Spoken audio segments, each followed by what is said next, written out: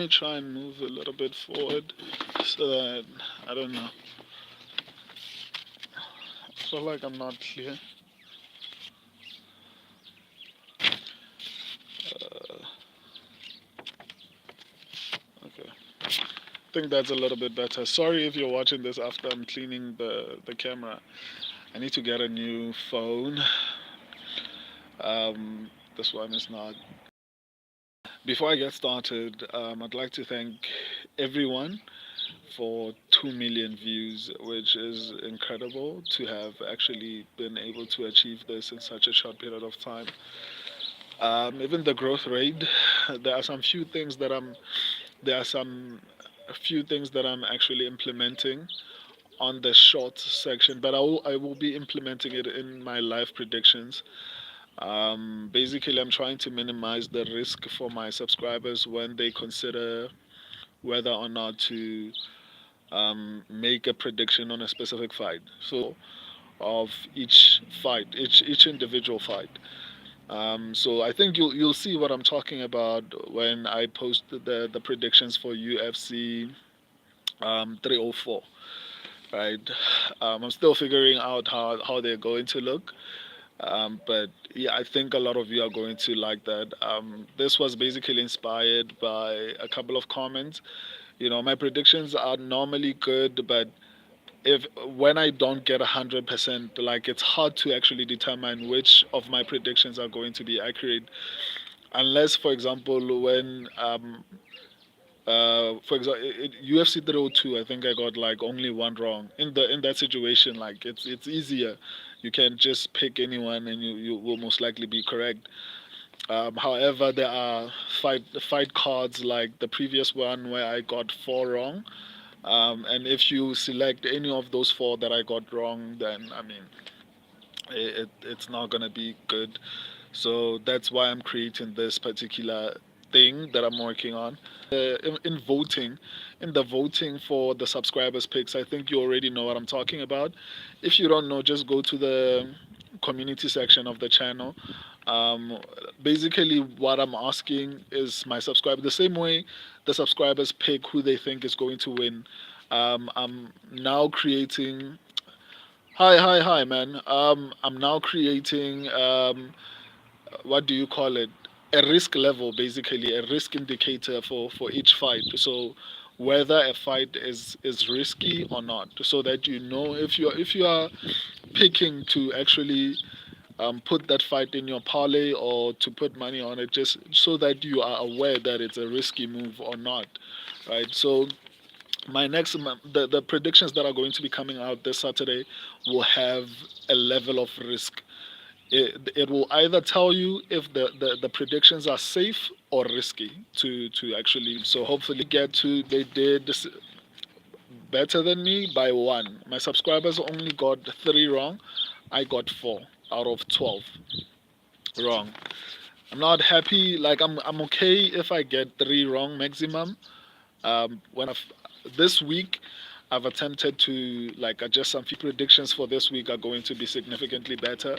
But even though getting four wrong is not bad for me, it is like the maximum should be three. So if it's not three, then I have to improve that system, um, which I think I did. Hopefully, I'm right. Let me get to actually the actual fight card. Um, Judova versus Jin Silva. I can't wait to get to this fight, man. There's so many things I want to say. MMA is beautiful. That's all I can say, man. Anyway, let's start with Evan Elder versus Darius Flowers. My subscribers and I went with Evan Elder. I mean, that was a pretty easy pick.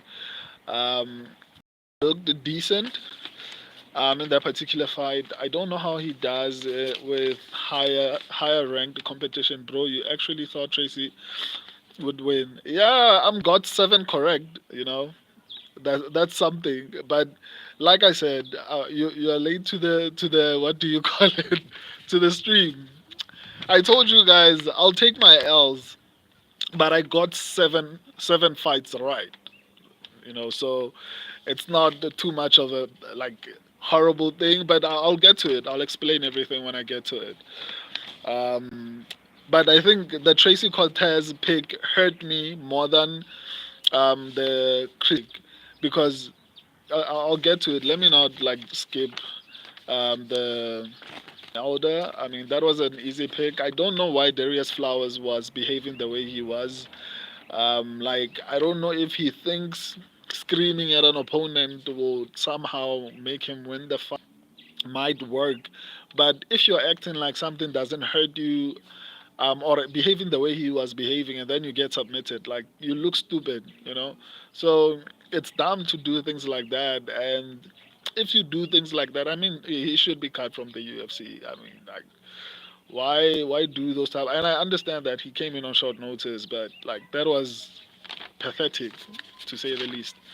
But yeah, my subscribers and I got this one right. On to the next one: Montel Jackson versus Damon Blackshear.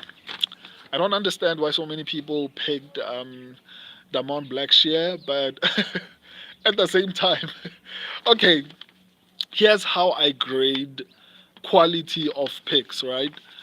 If I pick someone and they get finished in the first round, then I was horribly wrong, right?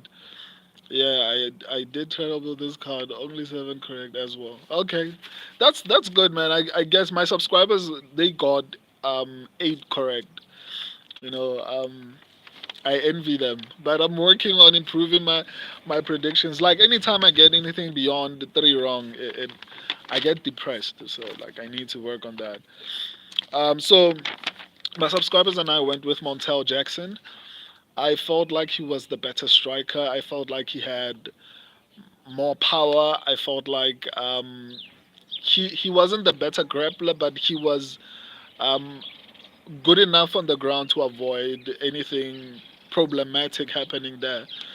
I mean, we'll never know because the fight ended within the first few seconds of the fight.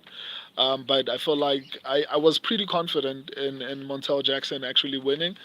I was obviously worried of Blackshear's ground game. Um, but yeah, I was pretty confident. I would like to see him against better competition because it's kind of challenging to actually tell how good Montel Jackson is, especially because of how quickly the fight ended. I mean, it could mean a couple of different things. I had Montel. Yeah, yeah. Montel was, I feel, one of the easiest picks, but I also thought the same thing about Joshua Van. I mean, like, and then he did what happened, but I'll get to that. So, I'd like to see him against better competition and see how he performs against like properly ranked fighters, right? But yeah, my subscribers and I went with Montel Jackson. On to the next one. Um, Josh Fremd versus Andre Petrosky. My subscribers and I went with Andre Petrosky. There was nothing impressive about this fight. Petrosky won. For him to perform the way he was performing was sad, to say the least, because you expect the kind of performance at maybe light heavyweight or heavyweight at least. For him to have been so tired, like he looked tired even from the get go. I think it would serve him well to maybe try fighting at welterweight or something like that, because it will force him to cut down his muscle. I'm cheering you on. Thank you, man. I appreciate that. I appreciate that. Um, so I think he will. It will serve him to go to a lower weight class because he's too big, man, and because he's too big, he's too slow. Like he has too much muscle. It's kind of like the situation with Joaquin Butley when he was fighting at middleweight. He was massive, but it was slowing him down because his punches won't be as fast because of the heavy muscle, right? So I think Andrei Petrosky should just move down. His frame is not um, appropriate for the amount of muscle.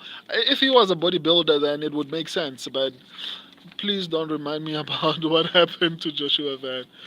Skip that fight, bro, please. I believe in taking my L's. You know, That hurt. I think there are a variety of factors that contributed to Joshua Van losing that particular fight, but we'll get to it. It sucked.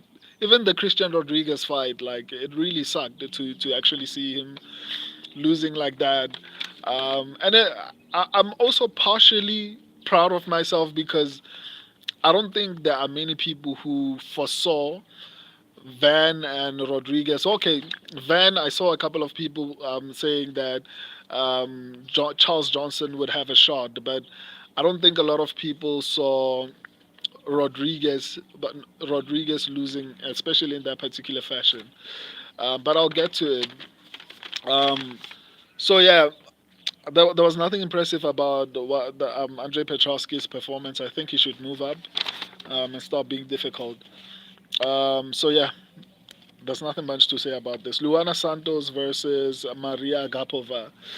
My subscribers and I went with Luana Santos. As I was watching this card, I was like, oh my goodness, I'm hitting everything, my dude. Like, I'm on fire. Until we got to like close to the main event, and then shit started happening. This card broke my heart, man. Christian Rodriguez got what was coming to him. Missing weight multiple times. Dude is a cheater. Hey, you guys are unforgiving. Anyway, I'll get to it. We'll discuss that. Luana Santos looked good. I think I expected Maria Agapova to look a lot worse than she did, but nonetheless, she looked. I don't know. I expected her to look a lot worse than she did, to be honest. But she looked aggressive. She looked like she could go for like 3 rounds. Um, but nonetheless, I think Santos performed exceptionally well. I don't want to be too hard on her because she's still climbing up the ranks. But my biggest concern is that she is pretty, right? And you know what I always say about pretty girls, especially in the UFC. It happens to almost all of them. Look at what do you call her, the chick? But I forgot her name, and I was so Tracy Cortez. All these girls, like, why would you wear eyelashes to a fight? Like, why is that a priority? So I feel like some of these girls, once they get into the UFC and then they become popular as they climb up the ranks. And then once they get to a certain level, like once you get into the top 15 or top 10, the popularity like skyrockets of UFC, and then as a result, you probably get endorsement deals and all these type of things. So a part of you feels like "Man, I can work on my brand. They start to focus on working on their brand. So I think Luana Santos is extremely good. I'm just worried about her once she gets into the top 15, top 10, because Mackenzie Dern looked the same way, right? Mackenzie Dern before the ranking, before the fame and money, like she was this chick who just loved to fight, like she was a killer back then. And then she became famous. Her clothes started to change. The posts on social media started to change, and then she started to lose fights. Right? She realized that people were thirsty for her, so it affected her ability to actually perform at her peak. Anyway, let me not rant about that. But based on that performance, I think she has a bright future. Just success hopefully doesn't affect her. Anyway, my subscribers and I went with Luana Santos. Can't wait to see her next fight.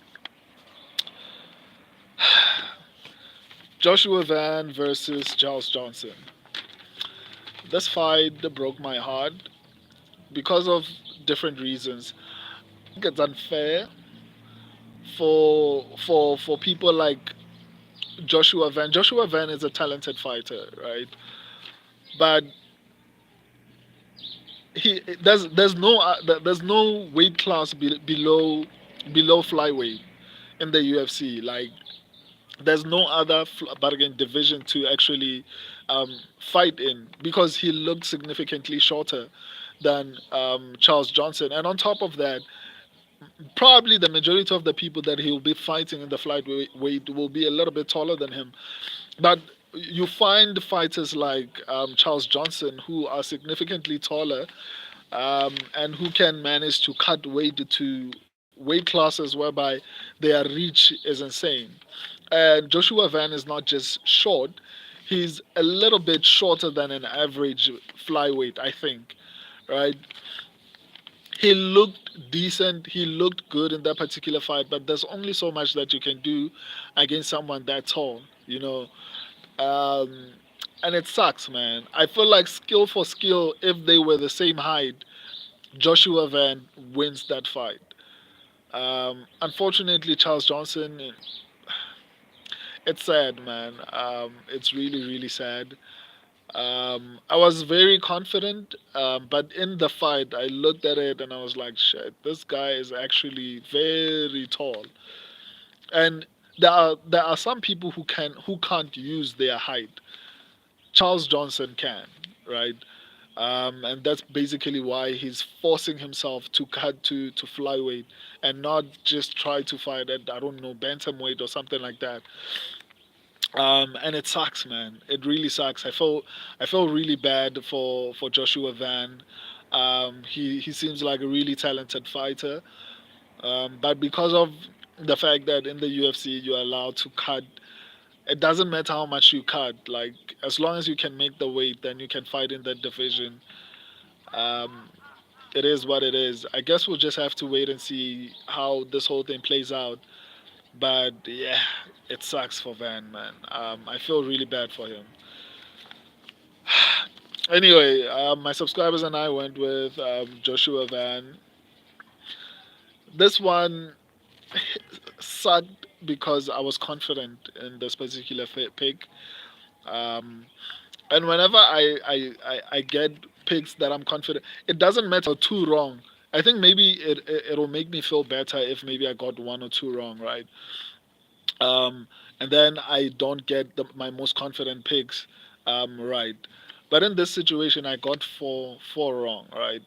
And then when I get the picks that I thought, and almost all the people that I was like, I'm confident these people are going to win, those are the ones that actually lost, which just tells me what the hell, like. But these are favorites as well.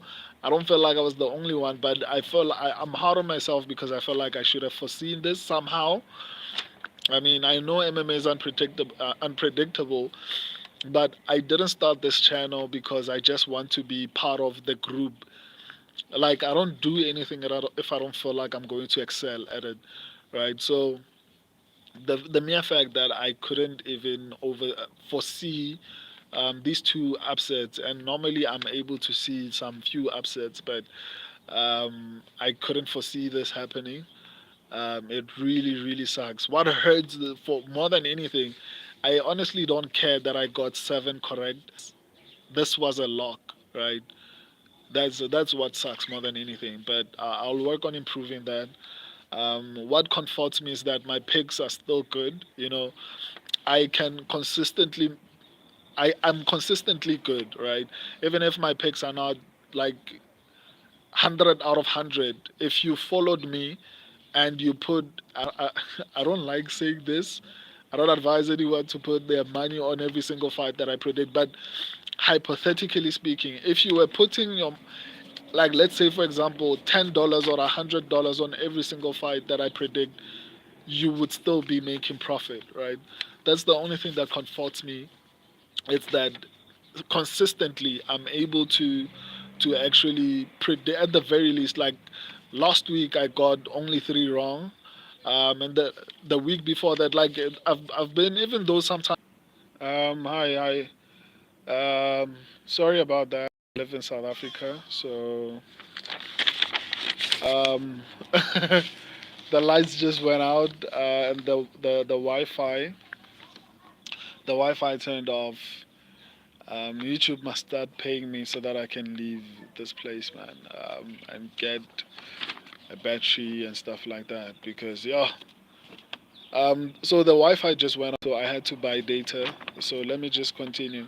But nonetheless, what I was saying is, what happened to Joshua Van sucked. Um, but yeah, anyway, we move on. Um, On to the next one. Jasmine Davicius versus Fatima Klein. I actually did say that this would actually be a close fight. However, I thought like Jasmine would want it a little bit more. I felt like we were misled about her wrestling credentials. Um, but nonetheless, I don't feel too bad about this particular pick because largely because I knew it was a coin flip and I highlighted this point. So I did say that it could go either way. But I was leaning a little bit more towards Klein. My subscribers were smart enough to pick Jasmine Jesse Davicius, and they got this one correct. I guess we'll just have to wait and see how this whole thing plays out. But I mean, Jasmine will be like a gatekeeper. I don't see her getting into the top 10. I don't know. But, it's women's MMA, so you never know. On to the next one. Abdul Razak Al Hassan versus Cody Brandage. Why is Cody Brandage still in the UFC, guys? Like, and I heard a lot of people arguing that Abdul Razak Al Hassan was the cause. If you look at that fight, go back and look at that fight. I think only two glancing. It wasn't even hard shots. It was glancing blows that actually landed, not even on the back of the head. It was on the neck, right? Go back and watch them. Like a lot of them landed on the side of the head. It was it was behind, but it was still on the side, right? The back is where the I think. Let me not say anything that will make me look stupid. I think that's where the medulla is. I hope so. But anyway, the back is like here. It's like here. It wasn't hitting that. Like it was hitting like here. Like a lot of the shots landed on this particular area, right? So I say that, and actually, I guess maybe that's why they ruled it a no contest because they saw that number one that Cody Brandage was trying to milk this and get another win. How does this happen for twice in four fights? Like how does Cody Brandage end up in this type of situations twice in four fights? And you can see that the guy is he started to act because he stood up and walked normally, and then all of a sudden he started to act like he's feeling dizzy, and he kept on asking what happened multiple times so that the doctors would be the one to stop it, right? He didn't want to make the decision that I don't want to continue. He decided to actually pretend like he was hurt because even if he was hurt, it wasn't from the back, like the elbows to the back of the head. They landed on the side, and the ones that actually did land were glancing. Like it wasn't enough. Any normal person could probably be able to take that because but again, Brandage was covering with his hand, so a lot of them the back of the neck.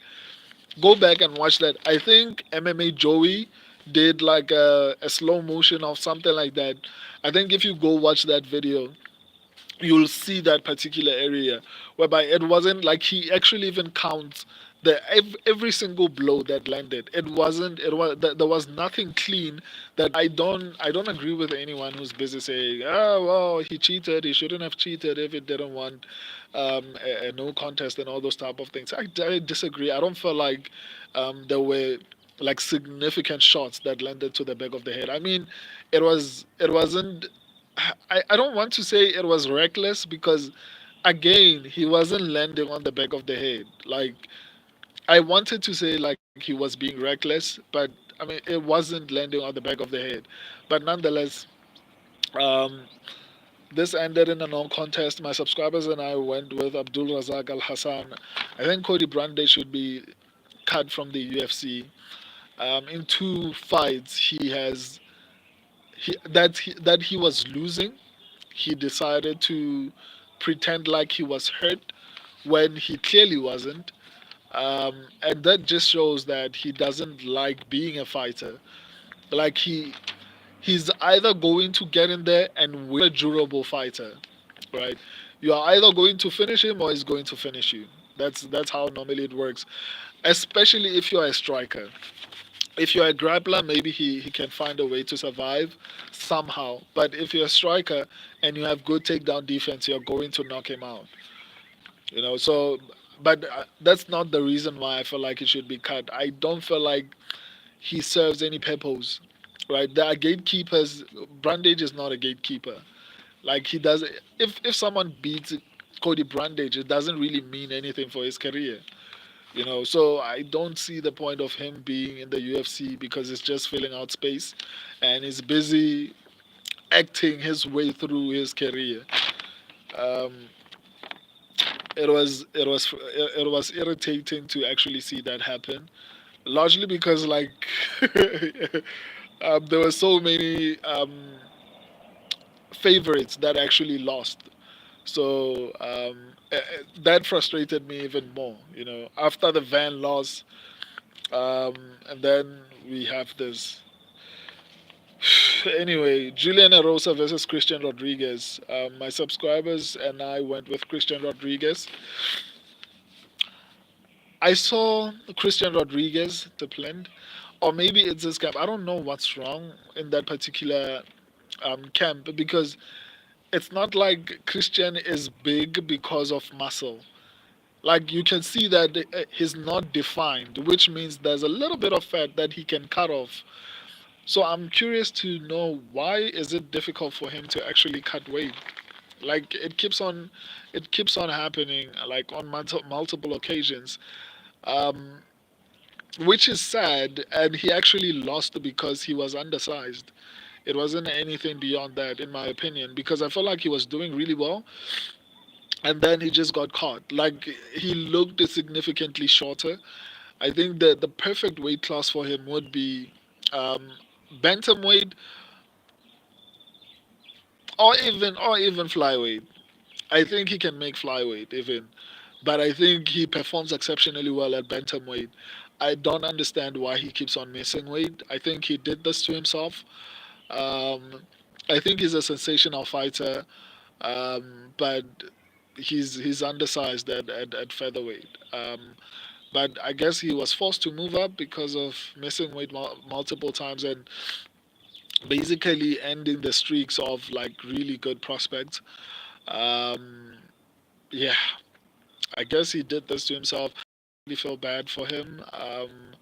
I get what Sven was saying when he was saying like, what do you call him?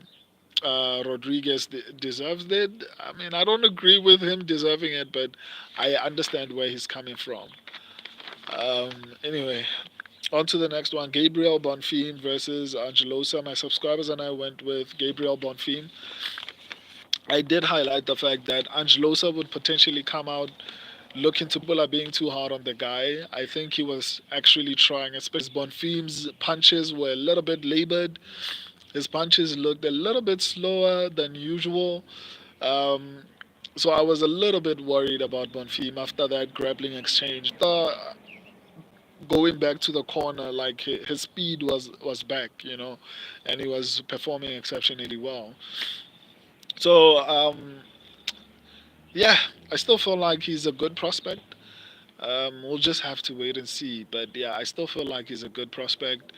Um, yeah, there's nothing much to say about this particular fight except that I feel like Angelosa is not as horrible as people make it out to be. Like I feel like he's still good.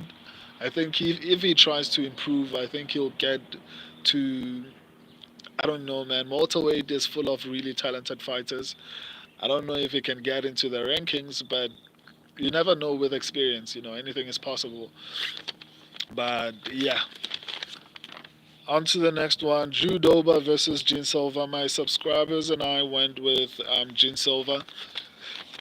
This was one of the most incredible fights I've ever seen. Right? If you follow the page fully, you know that I posted on the community section that I was moved by this fight, man. It was incredible. I remember I did an individual stream for UFC 300 after UFC 300 because like there was so much emotion. The card was so incredibly good that I felt like I had to make a stream in order to acknowledge how good the fights were. This is how I felt at that point, you know. Gene Silva is an exceptionally talented fighter, man. Like, what he does in the octagon is incredible to watch. Like, I was worried for him against Drew Dober because I picked him against Charles Jourdain, I mean. And then I wasn't too worried about that. Why are people picking Charles Jourdain? I think Charles Jourdain was even the favorite in that particular fight. But I was like, how? Is there something that maybe I'm not seeing, or whatever the case is? And then I was proven right, right? But in this particular fight, it was different. I was a little bit worried because I know Drew Dober is good at finishing fights. Like, he has a lot of power. But man, Jin Silva made him look like he wasn't even like Jin Silva was clean. He didn't have any cuts. He didn't. I think there was a bit of it. His nose was bleeding a little bit, but apart from that, like he didn't he didn't get hurt in any way, shape, or form, man. Like, Jin Silva is a really, really talented prospect. And I've been speaking about the fighting nerds for a while now. I'm sure they are going to win Combat Gym of the Year this year. They are incredible, man. Like, they are incredible, incredible. There's so many prospects from that gym. I'm excited about the future of that gym. So yeah, my subscribers and I went with Gene Silva. I think the UFC knew that it was going to be such a good fight that they didn't want it and Rose Namajunas because they knew that that fight wouldn't deliver as much. So they wanted to basically bring us back down after an incredible fight. So that, like, it's kind of like what happened in what was that card where we saw Hamza Chimaev versus Gilbert Burns, and then we had to watch fight cards that after that. So like I feel like maybe they were trying to not to calm us down before the main event, basically. But yeah. Anyway, my subscribers and I were right on this one. Jin Silva looked incredible. Santiago Ponzinibbio versus Muslim Salikhov. My subscribers went with Santiago Ponzinibbio. I went with Muslim Salikhov.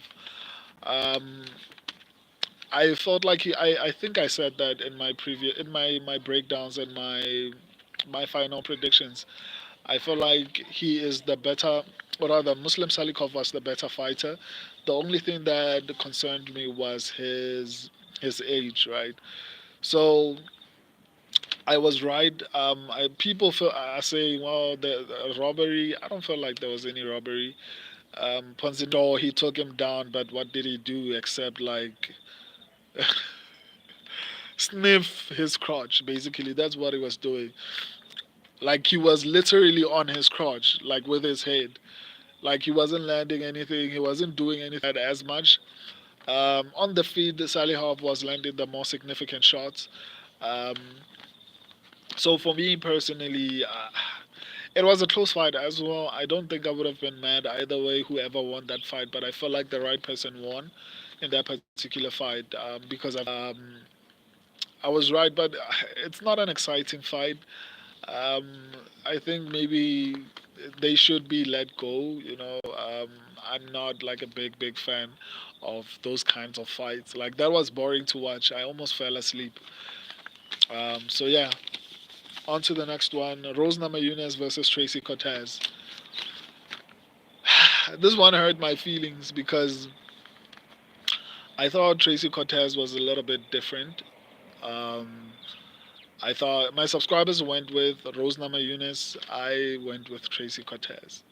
And I didn't just go with Tracy Cortez. I was very confident in my pick, and that's one of the reasons I felt like crap. Even though I got 7 picks correct, and even though I only got 4 wrong, it still broke me because why did I feel like Tracy Cortez would win?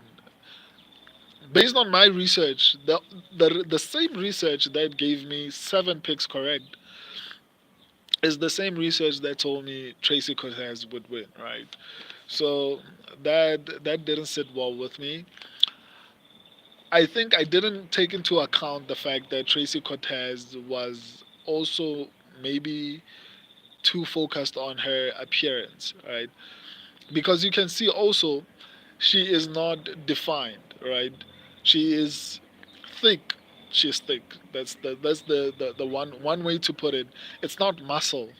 It's basically her having shape, and I didn't foresee that. Um, she had eyelashes on. I think she had makeup on. Um, like her priorities, like that's what I was saying about when I was starting this particular stream. It happens to like the majority of the pretty girls. Your Mackenzie Dern, your Paige Van Zandt, your there's so many examples that I can make of these pretty girls who start to get in quotation marks, and then they start to get what do you call it, endorsement deals, and they stop focusing on the fights themselves. It really broke my heart because I actually feel like if Tracy Cortez, the only reason I feel like Tracy Cortez lost is because she didn't adequately prepare. She looked bigger, but not in a good way. You see, Manon Fiorot was bigger, but it was muscle, right? Tracy Cortez was bigger, but it was fat, right? It wasn't uh, not bad fat, like it was fun to look at, but in terms of skill, she looked exceedingly slow. Her takedown defense was horrible. I didn't really expect that. I'm disappointed, not just in her, but in myself for actually thinking that she had a shot, right? I'm not just disappointed in her, and I feel like she is good enough. Just that, and I mean, it showed on. I don't know. Anyway, like I'm a little speechless about this whole thing. My subscribers got 8 um, picks correct. I got 7. I got 7 correct. My subscribers got 3 wrong, and then I got 4 wrong. Right, not that horrible, but especially considering the fact that like the favorites lost, I don't feel like I did that badly. But still, I picked Tracy Cortez. So like that's not a good thing. That's something I have to work on and see how I can improve it. Anyway, like I was saying at the beginning of the stream, I'm starting something new that I'm hopeful it'll help my subscribers when deciding which fights to actually pick, right? So in the community section on the channel, you there's like now votes are starting. I'm going to make sure that votes for subscribers picks come out every single day, Monday to Friday, right? So now you can vote for which fight you feel like is risky or safe to put money on. So there's going to be your normal picks like I have been doing, the subscribers picks, but then now I'm going to include um, basically highlighting whether a fight is risky. Risky meaning, is it going to be close? Is it a coin flip? Are both fighters skilled, or is it safe? Or which means basically, do you feel like this fight, one person has the more sense once the picks come out this Saturday? I'm also still figuring out how I'm going to implement it in my videos. Editing. I don't know how it's going to actually look, but I'll make sure that it's as easily understandable as possible. But the main point of this is that if there are maybe, for example, on UFC 304, there are like 14 fights, and there's like only maybe 3 fights that are safe to pick. That's what I'm trying to highlight for you guys. Like out of 14 fights, which fights are safer, like it's you can easily 100% predict that this is going to be the outcome. That's basically what I'm trying to do. If you're not subscribed, subscribe. You'll see it. Just go to the community section. I think what I'm saying will make a little bit more sense. And also keep an eye out for on the short section, especially this coming Saturday. Everything that I'm talking about, I'm going to implement it there, and then after I implement it on the shorts section of the channel, I'll then figure out how to implement it on the live section of the channel. Um, I love and appreciate all of you. Until next time, deuces. I'll be doing final predictions probably tomorrow or Wednesday. I'll decide when I do that, but I'll be doing live predictions for the upcoming card. Yeah. Until then,